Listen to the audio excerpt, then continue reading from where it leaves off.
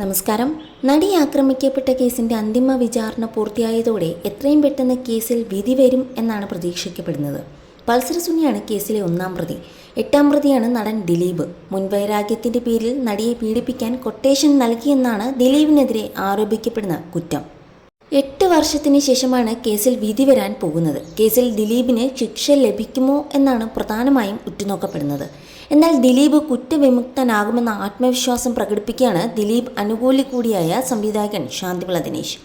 വിധി വരുന്നതോടെ ദിലീപ് സ്വതന്ത്രനാകുമെന്നും ഈ കേസിൽ എന്താണ് സംഭവിച്ചതെന്ന് അയാൾ വിളിച്ചു പറയാനാകുമെന്നും ശാന്തിവിള പറഞ്ഞു.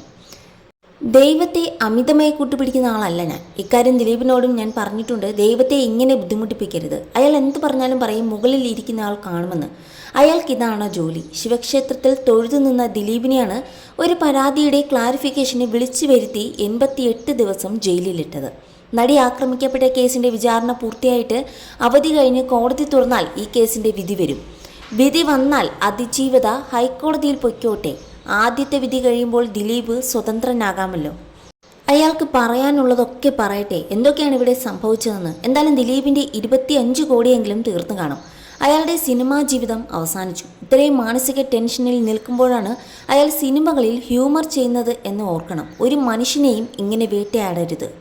പൾസർ സുനി എങ്ങനെയാണ് കത്തെഴുതി പുറത്തേക്ക് വിട്ടത്? ജയിലിലെ പ്രൊസീജിയർ അനുസരിച്ച് ജയിൽ സൂപ്രണ്ട് ഒപ്പിട്ട് നൽകിയ പേപ്പറിലാണ് കത്തെഴുതാനാകുക.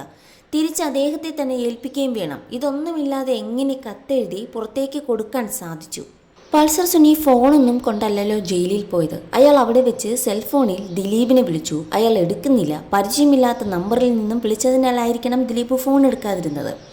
അത് കഴിഞ്ഞ് നാദൃശ്യെ വിളിച്ചു. ദിലീപ്, എനിക്ക് 1.5 കോടി തരാനുണ്ട്. തന്നില്ലെങ്കിൽ എനിക്ക് 2 കോടി തരാൻ ആളുണ്ട്. ഞാൻ ദിലീപ് ഏട്ടൻ്റെ പേര് പറയുമെന്ന് പറഞ്ഞു. കേസ് 8 വർഷമായിട്ടും പോലീസ് ചോദിച്ചിട്ടില്ല ഈ 2 കോടി തരാമെന്ന് പറഞ്ഞത് ആരാണെന്ന്. ഇത്തരത്തിൽ 1000 ചോദ്യങ്ങളുണ്ട്. ഇതിനെല്ലാം ഉത്തരം കിട്ടിയാൽ ഈ കേസ് മനസ്സിലാകും. ദിലീപിൻ്റെ വളർച്ചയിൽ സഹികെട്ടവരായിരിക്കും പിന്നിൽ. അമ്മയ്ക്ക് വേണ്ടി സിനിമ എടുത്ത് 15 കോടി സംഘടനയ്ക്ക് കൊടുത്തവനാണ് ഇങ്ങനെ ഒരുത്തൻ വളരേണ്ടെന്ന് സിനിമാ രംഗത്ത് നിന്നുള്ളവർ തീരുമാനിച്ചു കാണും. അവർ തന്നെയായിരിക്കും ദിലീപിനെ ട്രാപ്പിലാക്കിയത്. യഥാർത്ഥത്തിൽ ഈ കേസ് 2 സ്ക്രിപ്റ്റാണ്. പൾസർ സുനി പറഞ്ഞില്ലേ, ഞാൻ എത്രയോ നടിമാരെ കൊണ്ടുപോയി ട്രാപ്പ് ചെയ്തെന്ന്, പൈസ ഉണ്ടാക്കിയതെന്നും ശാന്തിവിള ദിനേശ് പറഞ്ഞു. 2017 കേരളത്തെ ഞെട്ടിച്ചുകൊണ്ട് ഓടുന്ന കാറിൽ വെച്ച് നടി ക്രൂരമായി ആക്രമിക്കപ്പെടുന്നത്. തൃശ്ശൂരിൽ നിന്നും എറണാകുളത്തേക്കുള്ള യാത്രക്കിടെയായിരുന്നു സംഭവം. ദിവസങ്ങൾക്കുള്ളിൽ തന്നെ കേസിലെ 1ാം പ്രതിയായ പൾസർ സുനി അടക്കമുള്ളവർ പോലീസിന്റെ പിടിയിലായി.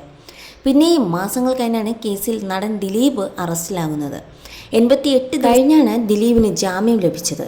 കേസുമായി ബന്ധപ്പെട്ട് മാധ്യമങ്ങളോട് പ്രതികരിക്കരുത്, സാക്ഷിയെ സ്വാധീനിക്കാൻ ശ്രമിക്കരുത് എന്നതടക്കമുള്ള കർശനമായ വ്യവസ്ഥകളോടെയായിരുന്നു ജാമ്യം.